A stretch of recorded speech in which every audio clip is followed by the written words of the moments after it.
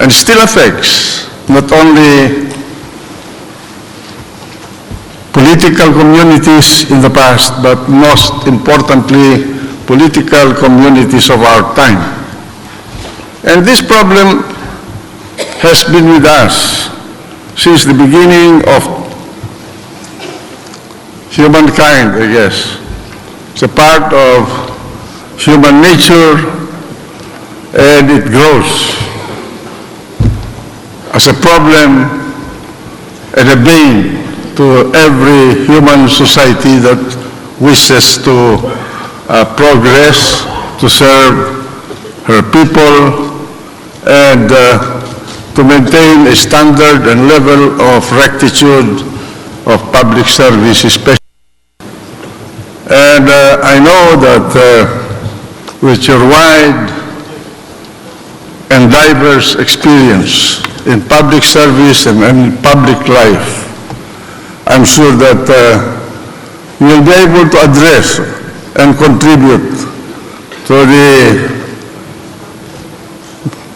solution, or at least reduction of this problem for our respective societies. We are happy that you hold this gathering here in Manila, and I do wish that Senator Angara, one of our main leaders in the country, and all of us could contribute to your well-being and happy stay here. But most importantly, I hope that in the course of your convention and in discussing the common problem that we have based on your diverse experiences and knowledge of the problem, with a suitable, mutually agreeable common ground to address this problem, which affects all of us. It is really something that we must address because it goes to the very essence of governance. It affects not only the quality of service, the confidence of the people, but most of all their well-being, because corruption has a cost to the well-being and lives of people in the societies where it breeds. And so today, it is my honor, my pleasure to welcome you all, and I hope you will have a fruitful and successful conference. Thank you very much.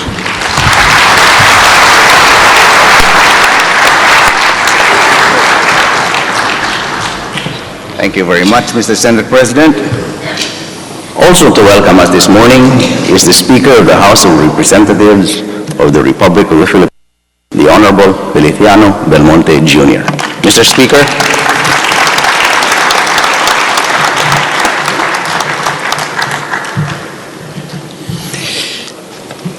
His Excellency President Benigno Aquino III and the Vice President Jejomar Binay, who are joining us shortly. Excellencies and Heads of Parliament, GOPAC Chairman Dr. Nazar Al-Sane, CPAC Chairman Senator Edgardo J. Angara, GOPAC CEO Mr. John Williams, members of the GOPAC Board of Directors and the Executive Committee, fellow parliamentarians, esteemed guests from donor agencies and audit institutions, officers from different executive offices of government, our friends from the civil society groups and media, good morning. Let me welcome all of you here today. It is truly a great honor and pleasure for the Philippines to host the 5th Global Conference of the Global Organization of Parliamentarians Against Corruption, GOPAC, the only international network of legislators that focuses in combating corruption. Back in Mexico 2 years ago, Manila was unanimously chosen to host this conference in the light of President Aquino's resolve to fight graft and corruption. He was determined then, as he remains today, to regain our citizens' trust in government by promoting transparency, accountability, and participatory governance. 2 years ago, you came up with the Mexico Declaration, which provided the blueprint for GOPAC's action plan. Our gathering here in Manila provides us another opportunity to renew our commitment to the Mexico Declaration and to inspire and educate each other on the fight against corruption.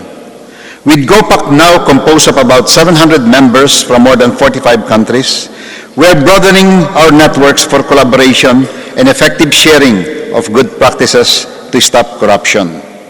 Let me emphasize that corruption is not just about wasting public money.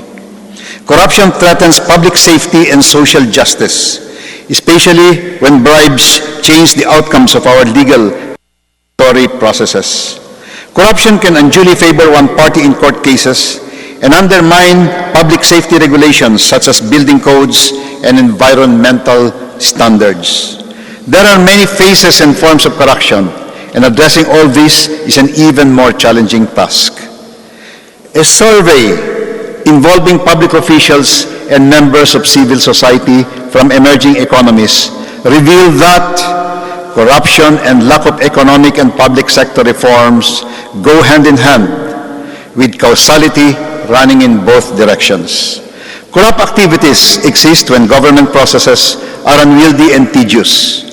Moreover, when judicial and legal systems, as well as tax administration, financial management, and audit systems are weak, corruption is likely to persist.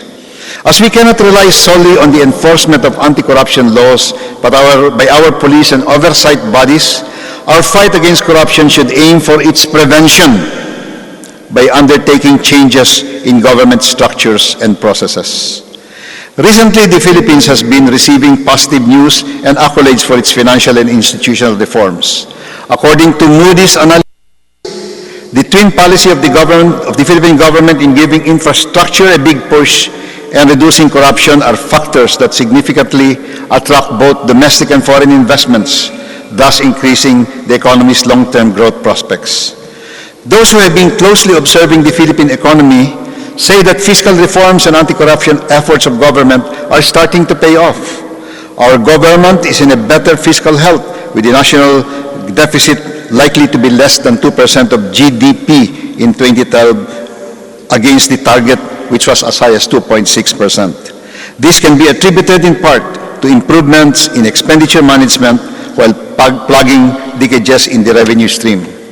Good fiscal health is thus the enabling environment that can stimulate the economy. Curbing corruption in public expenditure can increase productive investments as more resources are allocated to strategic sectors that support job creation. Anti-corruption efforts also increase the country's credibility, which improves our competitiveness.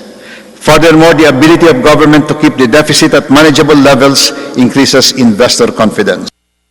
To show the firm resolve of the Philippines to comply with the UN Convention Against Corruption, or the UNCAC, a multi-sectoral national dialogue and action planning was conducted last December. A 21-point UNCAC action agenda was crafted with a multi-sectoral declaration of commitments for full institutional cooperation to serve the noble objectives of the convention. Our anti-corruption efforts to this day have not been in vain. The recently released Corruption Perception Index of 2012 by the Transparency International reports that the Philippines has significantly moved up by 24 places from rank 129 the previous year to 105 last year. However, even with the improved ranking, the Philippines remain at high risk for corruption. We therefore hope to see a further decline in our CPI as the Aquino government continues to openly fight and grapple corruption and pursue much needed institutional reforms. I'm certain that in our respective governments, we're taking steps towards making the necessary legislative and oversight changes to control corruption.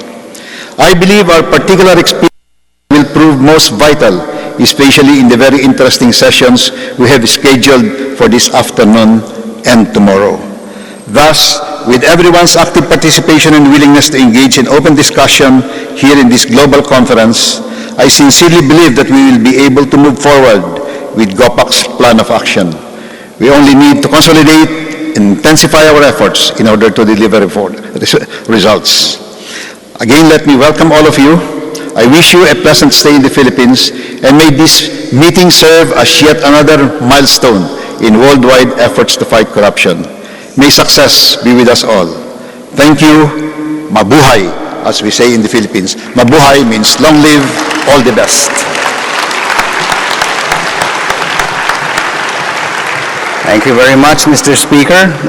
At this point,